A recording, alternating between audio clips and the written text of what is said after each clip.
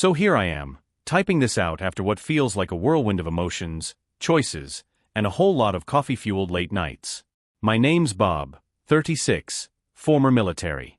After spending over a decade in the service, I thought transitioning to civilian life would be like taking off a uniform and slipping into a t-shirt. Turns out, it's more like trying to fit into an old pair of jeans you outgrew years ago, awkward and frustrating. The one thing that got me through it? This idea of starting my own business. I wanted something tangible, something I could build with my hands and call my own. A coffee shop seemed like the perfect fit. There's just something about people sitting together, sharing moments, or even just finding a quiet corner to breathe. It felt right. Anyway, I found this storefront on Main Street. Nothing fancy, a little beat up, a little dated, but it had charm. Signing the lease was a weird mix of excitement and terror. That's when I met Susan. She was the banker handling my small business loan. Blonde hair tied in a neat bun, a smile that made you feel like she genuinely cared. And man, I needed that. We talked about budgets, projections, and then somehow drifted into more personal stuff. Her love for running, my obsession with fixing old motorcycles. I don't know. There was this connection. Not fireworks, exactly, but something quieter, like a steady flame. She told me how she'd worked her way up in the banking world after dropping out of college the first time because of family problems. It felt relatable, you know? Two people who had to claw their way out of the mess life threw at them. But here's the thing, trust. That's a tricky one for me. Life in the service taught me that trust is everything, and losing it can cost lives. I could feel myself opening up to Susan, but there's always that voice in the back of my head asking, what if? Still, for the first time in years, I didn't feel so alone. After signing the lease and finalizing the loan with Susan's help, it felt like things were finally coming together. I poured myself into the coffee shop. I wanted every detail to feel personal: rustic wooden tables, local art on the walls, and a small shelf for books people could trade. I named it Second Chances. I guess the name was as much for me as it was for the shop. Susan stopped by a couple of times during the renovations. She'd bring coffee from another cafe and joke about the competition. Sometimes she'd even roll up her sleeves to help. I remember one time she showed up in this sharp blazer, holding a tray of coffees, and the next thing I knew, she was hauling boxes of coffee beans with me. It wasn't just her kindness, though. There was something in the way she listened, like she actually cared. I'd tell her stories about the guys I served with, how they'd make the worst jokes to get through the worst days. She told me about her late-night study sessions when she finally went back to school, how she used to sit in her car during breaks and cry, wondering if it was all worth it. We were both trying to move forward, I think, and that made it easy to talk to her. Then one day, she asked me out. Just like that. She said, I know this is probably unprofessional, but I'd really like to grab dinner sometime, if you're interested. I didn't even hesitate. Yeah, I'd like that. Our first date wasn't anything fancy. Just a small Italian place near the shop. I was nervous, which is weird because I've done way scarier things than dinner with a woman. But she made it easy, laughing at my dumb jokes and talking about everything from her favorite books to her plans for the future. She opened up about her past, too. Her ex had been unfaithful, and it left her questioning a lot about herself. I could see it in her eyes, this fear of being vulnerable again. I think that's what made her so easy to connect with. She wasn't pretending to have it all figured out, and neither was I. By the end of the night, we were sitting in my truck, just talking. She told me she felt like life was finally giving her a break, and I said, maybe life's giving both of us a break. That moment? It felt real. But as good as things were starting to feel, I couldn't shake this nagging thought in the back of my mind. What if this all falls apart? Things with Susan were good, really good actually. Between working on the shop and spending time with her, I felt like I was finally building something meaningful again. But trust? That was still a hill I was climbing. There were small moments where it felt like the ground beneath us wasn't as solid as I thought. Like one time, Susan got a call during dinner and stepped outside to take it. She was gone maybe 10 minutes, but when she came back, she was quiet, like she'd been rattled. I asked if everything was okay, and she smiled and said, just work stuff. It wasn't a lie exactly, but something about it felt off. I let it go because she wasn't the only one with walls up. There were things I hadn't told her about my time in the service. Stuff I didn't want to burden her with. The coffee shop was coming together faster than I expected. Friends from the service pitched in where they could: painting, plumbing, fixing the old counter I found in a thrift store. It was like every little piece of the shop carried a story. Susan was there too, helping when she wasn't tied up with work. One night, after everyone had left, it was just the two of us, standing in the middle of the shop. The walls were painted, the furniture was in, and the smell of fresh wood filled the air. She looked around and said, "You did it, Bob. This is going to be something special." I smiled, but before I could respond, she said, "I'm proud of you." I don't know why those words hit so hard, but they did. Around that same time, Tim, one of the guys I served with, reached out. We hadn't talked in years, but he'd heard through the grapevine that I was back in town and opening a shop. I was thrilled to catch up with him. Tim was the guy who could find humor even in the worst situations. But when we met up, he wasn't the same. Over beers at the shop, before it officially opened, he told me his wife, Candy, had been acting distant ever since a camping trip she took with her friends. He said she'd started hiding her phone, getting defensive over small things, and avoiding any real conversation. "I don't know, man," he said, staring into his drink. "Something doesn't feel right."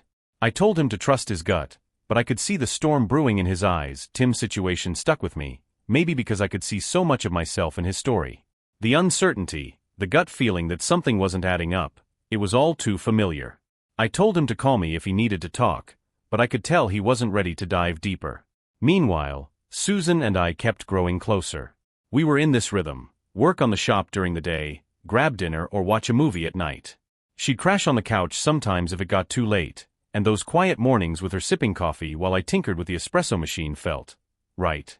But there were still those little things that nagged at me. Like how she'd sometimes seem distracted, her mind somewhere else. She told me she was working on a big project at the bank, so I brushed it off. Until one night, we were watching a movie, and her phone buzzed. She glanced at the screen, her face shifting just enough for me to notice. I didn't say anything, but when she excused herself to call a coworker, I couldn't stop the uneasy feeling from creeping in. Tim called a few days later, his voice tense. "I did it, Bob," he said. "I hired a PI. I wasn't sure what to say. And they're still looking into it, but they found something already. Candy's been meeting up with some guy at a hotel downtown." My stomach dropped. "You're sure?" "Pictures don't lie," he said, bitterness dripping from his words. We talked for over an hour, but by the end, I could hear the anger and hurt eating away at him. He wasn't just upset about Candy, he was furious with himself for not seeing it sooner. "I don't even know who I can trust anymore," he said. That hit home. Susan noticed I was quieter than usual after that call. She asked if something was wrong, and I told her about Tim. She listened, her expression softening. "That's awful," she said. "But you can't let his situation make you doubt everything." Her words were comforting, but they didn't erase the lingering questions in my own mind. The shop opened the following week, and it was a hit. Susan was there for the grand opening, beaming as she handed out coffee samples and welcomed customers. For a while, everything felt perfect. But perfection has a way of cracking when you least expect it. It started with a small moment, Susan's phone buzzing again while we were cleaning up after closing. She ignored it, but I caught a glimpse of the name on the screen, Mike. "Who's Mike?" I asked, trying to sound casual. She hesitated, just for a second. "Oh, he's an old coworker. He's going through some stuff and sometimes reaches out for advice." It sounded innocent enough, but that hesitation stuck with me. The thing about small cracks is that they don't stay small for long. You notice them more and more, and then one day, they're all you can see. After that night, I started paying closer attention. Not in a creepy, stalking way, but I couldn't ignore the little things anymore. The occasional text from Mike. The way Susan would change the subject if I asked about her day at work. She was still kind, still supportive, but something felt off. I tried to push it aside. Things were going great with the shop, and Susan was a big part of why I was able to pull it off. She believed in me when I wasn't sure I believed in myself. That had to count for something, right? Then Tim called again. "I have more," he said, his voice like gravel over the phone. "The PI found out who Candy's been meeting with." I braced myself. "Who?" "Chris," he said flatly. Chris was one of Tim's oldest friends, someone he'd grown up with. They went on that camping trip together, the one where Tim said things started to feel weird with Candy. I didn't know what to say. "Man, I'm so sorry." Tim let out a bitter laugh. "Yeah, me too. It gets worse, though. Turns out it's not just Chris. There were others. Others. Yeah. Apparently, the PI caught her meeting up with 2 other guys at different times. Guys I don't even know. The betrayal in his voice was palpable. I didn't even know how to comfort him, so I just listened. He kept talking, spilling all the anger, humiliation, and confusion that had been building up. I don't even know who she is anymore, Bob, he said. The woman I married wouldn't do this. That hit me harder than I expected because, honestly, I wasn't sure I knew who Susan was anymore either. That weekend, Susan came over, and we decided to cook dinner together. It was supposed to be a light, fun night, something to shake off the stress of the week. But I couldn't stop myself. Can I ask you something? I said as we chopped vegetables. Sure, she said, not looking up. Is there something you're not telling me? She froze, the knife hovering over the cutting board. What do you mean? I don't know. You've been distant lately. And then there's this Mike guy. Her jaw tightened, and she set the knife down. Mike's just a friend, Bob. I've told you that. I know, but I hesitated. It feels like there's something more.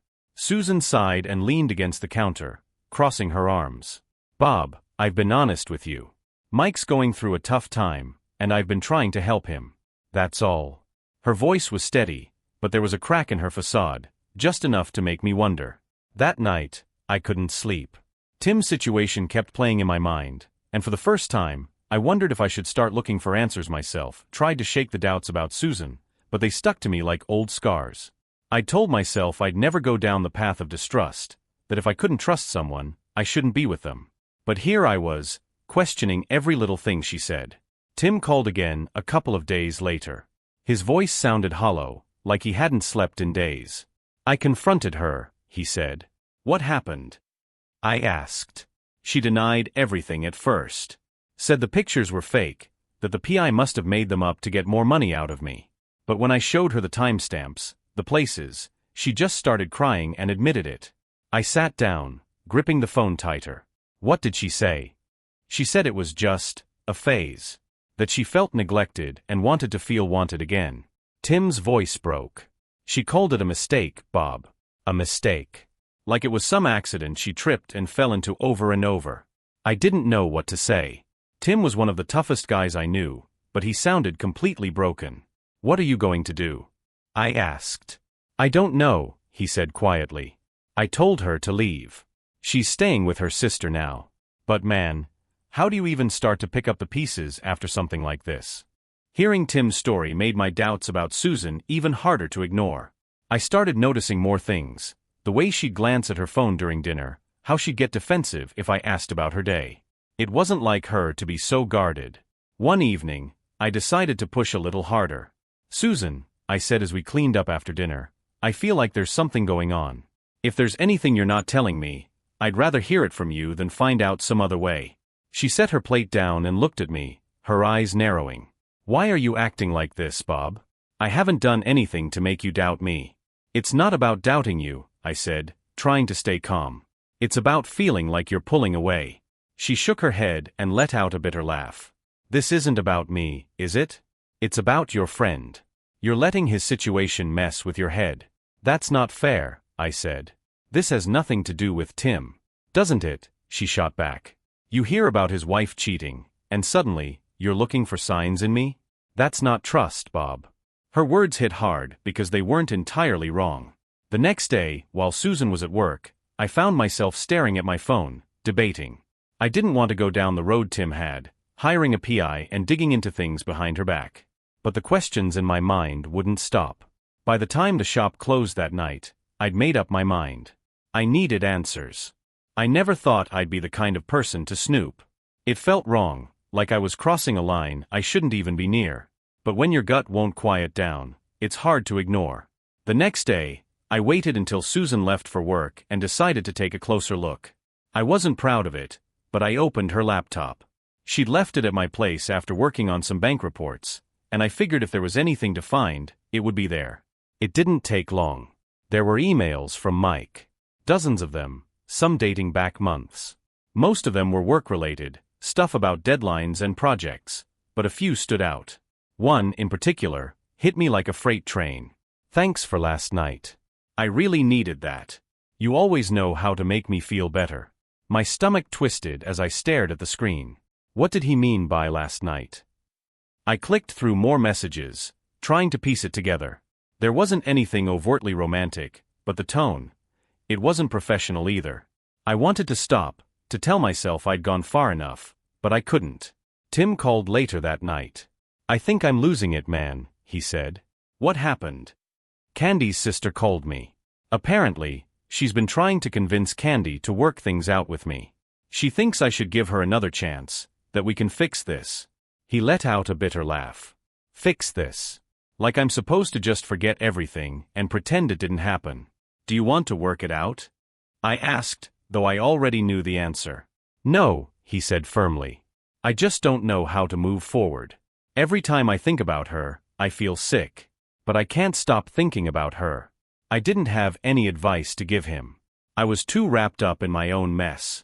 When Susan came over that evening, I couldn't look at her the same way. She kissed me hello, and I froze, the email replaying in my mind. What's wrong? She asked, noticing my hesitation. Nothing, I said quickly. But it wasn't nothing. It was everything. That night, I stared at the ceiling, trying to make sense of it all. Was I overreacting? Misinterpreting things? Or was this the beginning of the truth coming to light?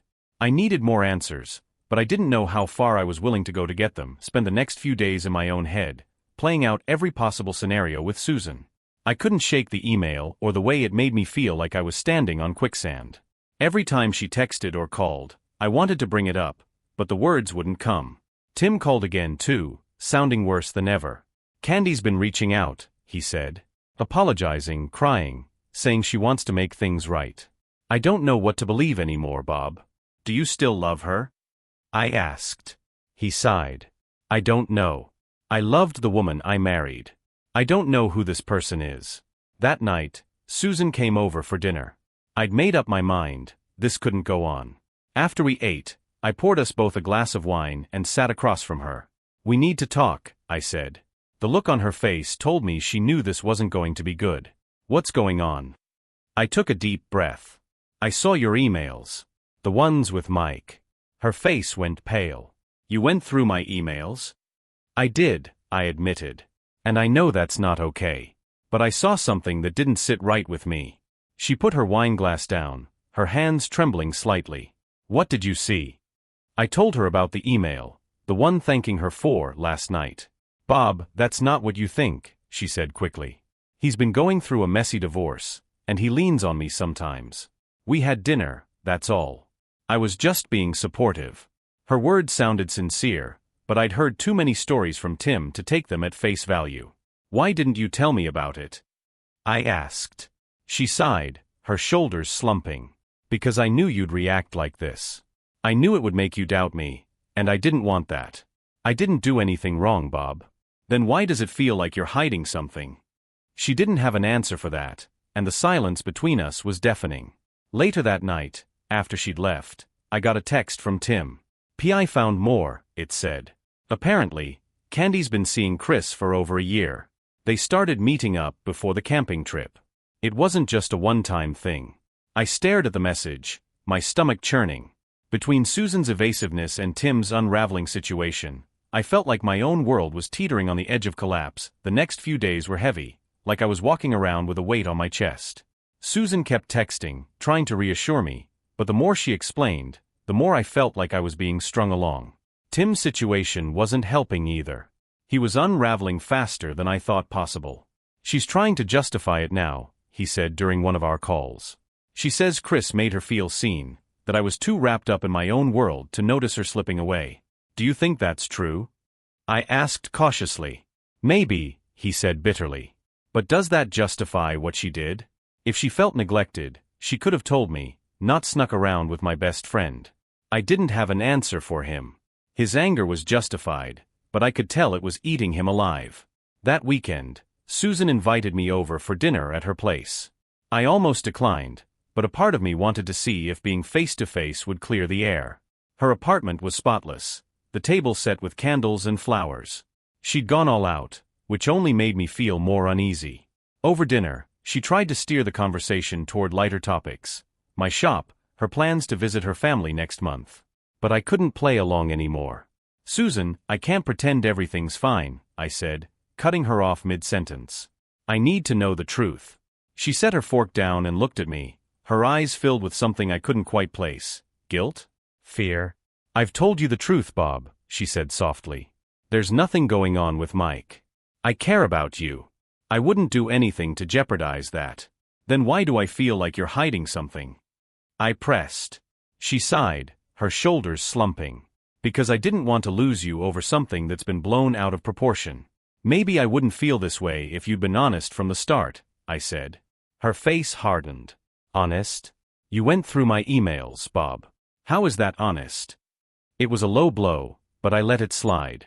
That night, after I left her apartment, I felt more confused than ever. Was I letting my own insecurities poison something good, or was I right to trust my gut? Tim's latest update didn't help. Candy's trying to come back, he said over the phone.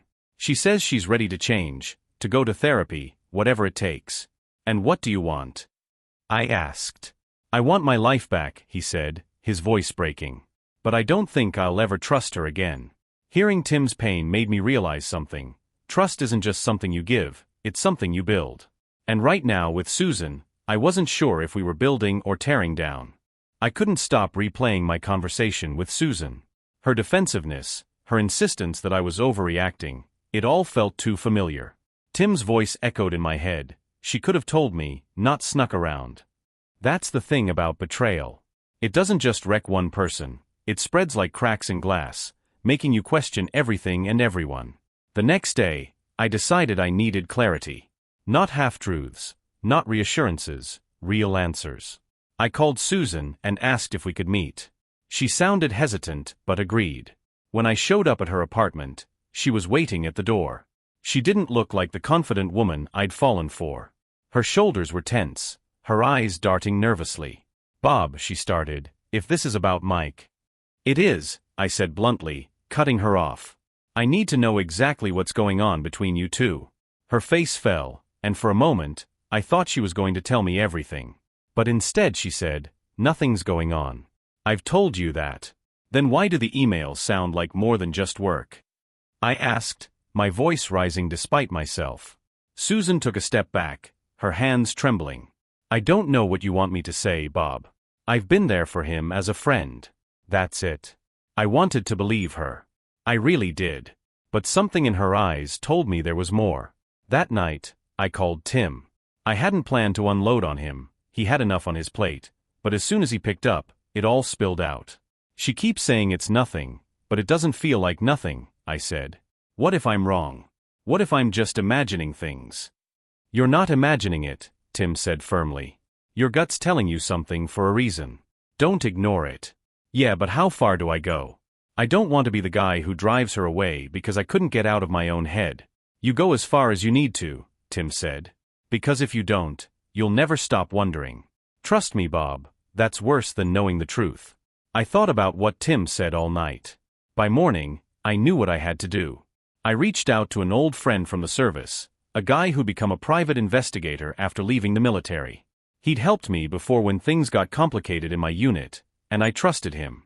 I don't know if I'm making a mistake, I told him over the phone. Sometimes the mistake is not looking, he said simply.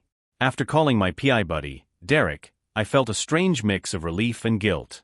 Relief because I'd finally decided to do something about the doubts eating away at me. Guilt because, deep down, I didn't want Susan to be guilty of anything. Derek met me at the shop the next morning, his usual laid-back demeanor a stark contrast to the storm brewing in my head. So, he said, sipping the coffee I handed him, what are we looking for? I don't know, I admitted. Just anything that confirms or clears up what's going on between Susan and this guy Mike. Derek nodded, pulling out a small notepad. You got anything to start with? Like his last name, where he works. I gave him the basics. Mike was a coworker at the bank, and I'd seen his full name in one of the emails. Derek jotted it down and said he'd start digging. Don't expect miracles overnight, he added. This kind of thing takes time. Meanwhile, Tim called again. He sounded more put together than the last time, but his words still carried a weight that hadn't lifted. Candy's sister came over yesterday, he said. She's trying to convince me to let Candy come back home. What did you say? I told her no. I can't do it, Bob. Even if I still love her, there's no trust left. What's a marriage without trust? He paused, then added, it's weird though. Even when I'm done, I feel like I need to know everything. Like how long it went on, what they talked about, what she thought about me while she was doing it. Is that normal? Yeah, I said quietly. It's normal. Because I felt the same way. A few days passed, and Derek finally called with an update. I did some digging on Mike, he said. Guy's been through a rough patch, messy divorce, custody battles, the works. But here's where it gets interesting. He and Susan have been meeting outside of work a lot more than she's letting on. My stomach dropped. What do you mean? I pulled some surveillance. She met him at a bar last week and stayed for over 2 hours. They were sitting pretty close, talking like they didn't have a care in the world. I clenched the phone tighter. Did they do anything? Nothing obvious. No kissing or touching, just talking. But Bob, they looked pretty comfortable with each other. That night, Susan came over, smiling like nothing was wrong. She kissed me on the cheek and asked how my day was, but I couldn't even fake a response. Susan, we need to talk, I said, cutting to the chase. Her smile faded. What's wrong? I know about your meetings with Mike, I said, my voice steady despite the storm in my chest. Her face froze, and for a moment, I saw something I hadn't before, fear. What are you talking about? She asked, her voice shaking slightly. You've been seeing him outside of work, I said. Don't lie to me, Susan. Just tell me the truth. Susan stared at me, her face a mix of shock and guilt. For a moment, it felt like time stopped. Bob, she began, it's not what you think. Then tell me, I said, my voice firmer than I expected. Because right now, it looks like you've been lying to me. Her eyes filled with tears. I didn't want to hurt you, she said softly. My heart sank. That's not an answer. She took a deep breath and looked away. Mike's been going through a really hard time. His wife left him, and he doesn't have anyone to talk to. I was just being there for him. Why couldn't you tell me that? I asked. Why all the secrecy? Because I knew you'd react like this, she said, her voice rising. You jump to conclusions, think the worst of me, when all I was doing was trying to help a friend. Meeting him at bars? Spending hours alone together. I shook my head. That doesn't sound like just being a friend, Susan. Her tears spilled over. I didn't cheat on you, Bob. I swear. Nothing physical ever happened. But something emotional did, I said quietly. Didn't it? She didn't answer, and the silence was deafening. After she left, I sat in my empty apartment, replaying the conversation in my head. Her words were like daggers, twisting and turning, leaving me with more questions than answers. I called Derek and told him to dig deeper. Meanwhile, Tim reached out again. Candy came over today, he said. She brought divorce papers. How do you feel about that? I asked. Relieved, I guess. But also, wrecked, he admitted. I thought signing those papers would give me closure, but it just feels like I'm throwing away the life I thought we had. It's not your fault, Tim, I said. I know, he said quietly. But it doesn't make it hurt any less. He paused, then asked, how are things with Susan? I told him everything. You're doing the right thing, he said. Even if it doesn't feel like it now, the truth is better than living in the dark. A few days later, Derek called with more information. Got something new, he said. Mike's not just a co-worker, he's her ex. My blood ran cold. What? They dated years ago, before you were in the picture, Derek said. Looks like they reconnected when he started working at the bank. I felt like the floor had been pulled out from under me. Derek's words hit me like a gut punch. Susan and Mike, exes? How had she never mentioned this? How had I missed it? I hung up the phone and just sat there for what felt like hours, the pieces slowly coming together in my head. All the little things started to make sense. The hesitations, the secrecy, the way her face changed whenever I brought him up. She wasn't just helping a friend. She was reconnecting with someone who had once been much more than that. That night, I didn't sleep. I kept running through our conversations, her explanations, her reassurances. If she was hiding this, what else wasn't she telling me? The next day, I decided I couldn't wait any longer. I needed answers, and I needed them now. I called Susan and asked her to meet me at the shop after closing. She hesitated for a moment, but eventually agreed. When she walked in, she looked nervous, like she already knew what was coming. "Thanks for meeting me," I said, trying to keep my voice steady. "Of course," she said, sitting down at one of the tables. "What's going on?" I sat across from her, the weight of what I was about to say pressing down on me. "I talked to someone who did some digging," I began. "And I found out that Mike isn't just a coworker. He's your ex." Her face went pale. For a moment, she looked like she might deny it, but then she let out a shaky breath and nodded. "Yes, he is." I clenched my fists under the table, trying to stay calm. "Why didn't you tell me that?" "Because I didn't think it mattered," she said quickly. "It was a long time ago, Bob. We dated for a couple of years, but it didn't work out. That's it." "That's not it," I said, my voice rising despite myself. "You've been meeting him, talking to him, hiding it from me. You didn't think I had a right to know." "I didn't hide it," she protested. "I just didn't bring it up because I knew how it would look." "It looks worse now," I shot back. "You've been lying to me, Susan." "That's not nothing." She wiped her eyes, her voice trembling. "I wasn't trying to lie to you. I didn't tell you because I didn't want to hurt you. I thought I could handle it, but what?" I pressed. She looked down at her hands, silent for a long time. When she finally spoke, her voice was barely above a whisper. "I didn't realize how complicated it would get." "Complicated how?" "I started having feelings again," she admitted, tears streaming down her face. "But it's not what you think, Bob. I didn't act on them. I didn't cheat on you. I swear." I stared at her, the air thick with tension. "Do you love him?" "No," she said, her voice cracking. "No, I don't. But I did once, and when he came back into my life, it brought everything up again. I didn't know how to deal with it, so I just avoided it." "And avoided telling me," I said bitterly. She nodded, guilt written all over her face. "I didn't want to lose you, Bob. You mean so much to me, and I didn't want to ruin what we have." "But you did," I said quietly. "By not being honest, you did." Susan left that night, and I didn't stop her. I sat in the shop for hours, staring at the walls I'd worked so hard to build. They felt empty now, like they didn't mean anything anymore. The next day, Tim called with his own update. "Candy signed the papers," he said. "It's over. How do you feel?" I asked. "Empty," he admitted. "But also, free. Like I can finally breathe again." "I'm happy for you, man," I said, though my voice sounded hollow even to me. "What about you?" he asked. I told him everything, and he listened quietly. When I was done, he said, "You deserve better, Bob. Don't let her make you think otherwise." That night, I called Derek. "I need one last favor," I said. "I want to know if Susan's telling the truth, if she really didn't act on her feelings." "Are you sure?" he asked. "Sometimes it's better to let sleeping dogs lie." "I can't," I said firmly. "I need to know." Derek didn't call back for a few days, but the waiting felt like years.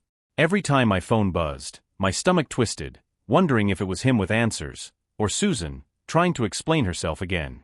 She had reached out a couple of times since our conversation at the shop. The messages were short. "I'm sorry. Please let me explain. I didn't mean to hurt you." I didn't reply. I wasn't ready to hear her out, not until I had the full picture. Meanwhile, Tim was doing his best to piece his life back together.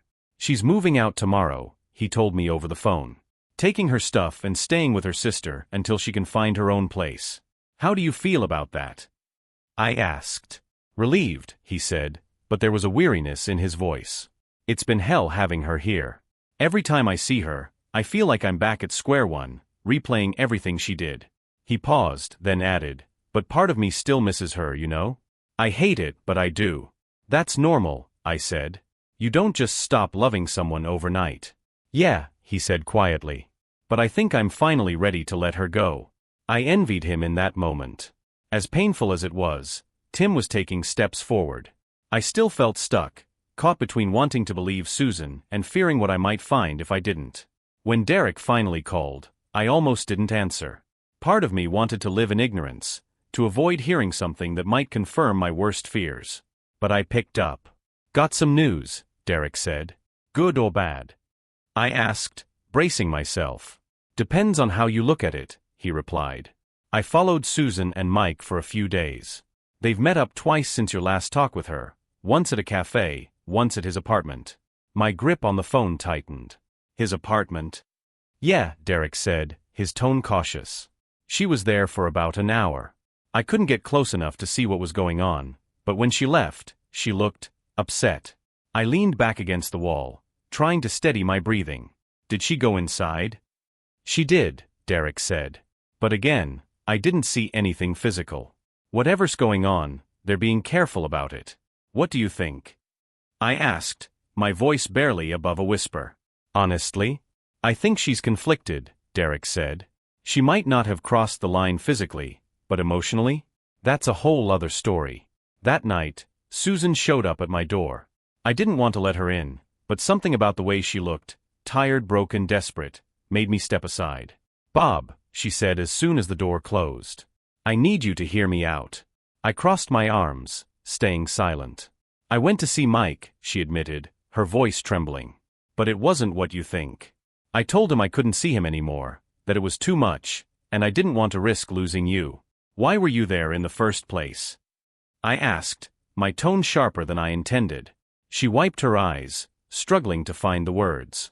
Because I needed closure. I needed to make sure I was doing the right thing by walking away. And were you? Yes, she said firmly. Bob, I swear, nothing happened between us.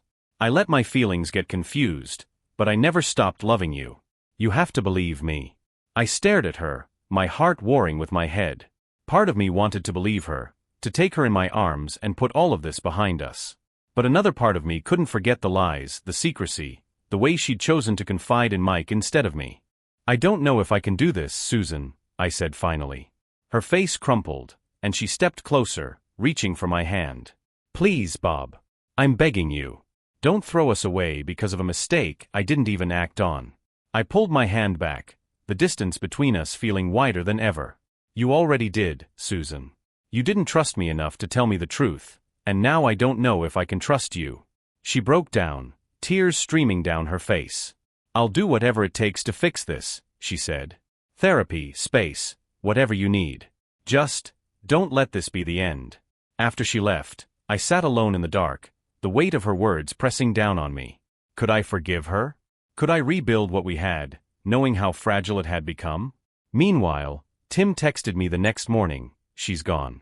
I feel like I can finally breathe again. Thanks for being there for me, man. I stared at the message, feeling a strange mix of pride and envy. Tim had made his decision, and now it was my turn. I didn't sleep that night.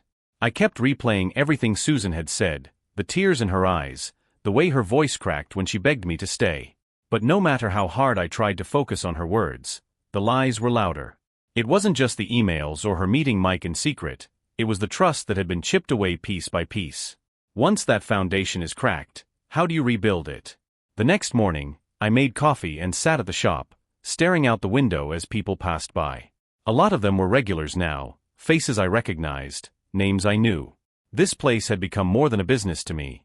It was proof that I could start over, even when life knocked me down. I realized then that I needed to hold on to that idea of starting over. Not just with the shop, but with my life. Tim called around noon, sounding lighter than I'd heard him in weeks. She's gone, he said. The house feels weirdly empty, but at the same time, it's like this huge weight's been lifted. I'm happy for you, man, I said, meaning it.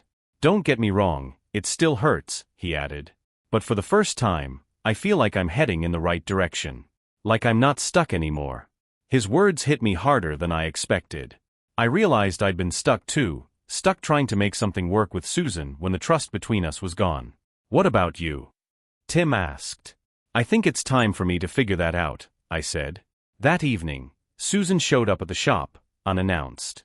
She looked like she hadn't slept, her hair tied back in a messy bun, her eyes red and puffy. Bob, I know you don't want to see me right now, but I need to talk to you, she said, her voice trembling. I gestured for her to sit, but I didn't say anything. She sat across from me, clutching her hands together like she was holding on for dear life. I know I've hurt you, she began. And I know I've made mistakes. But I love you, Bob. I love you more than I've ever loved anyone, and I don't want to lose you. Her words were raw, desperate, and for a moment, I felt a flicker of hope. But then I remembered all the nights I'd spent questioning her, the lies she'd told, the pain of wondering if I'd ever really known her at all. "I believe you love me, Susan," I said finally. "But love isn't enough without trust. And right now, I don't know if I can ever trust you again." Tears filled her eyes, but she nodded. "I'll do whatever it takes," she said. "Therapy, time, anything. Just tell me what you need." I shook my head. "What I need is to heal. And I don't think I can do that with you." The words felt like a knife in my chest, but they also felt necessary. Susan broke down, sobbing into her hands.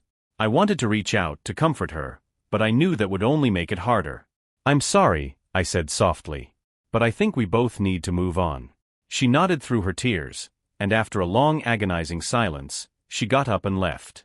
The next few weeks were hard. I kept expecting her to call or show up, but she didn't. I think she knew I needed space, and maybe she needed it too. Tim and I talked almost daily. He was going to therapy, working through the pain of Candy's betrayal and figuring out how to rebuild his life. Hearing about his progress gave me hope that I could do the same. One day, he said something that stuck with me: "It's not about erasing the pain. It's about learning to live with it and not letting it define you." The shop became my sanctuary. Every cup of coffee I served, every smile from a customer, felt like a step forward. I started focusing on the things that brought me peace, working on my motorcycle, reconnecting with old friends, and even picking up a new hobby, woodworking.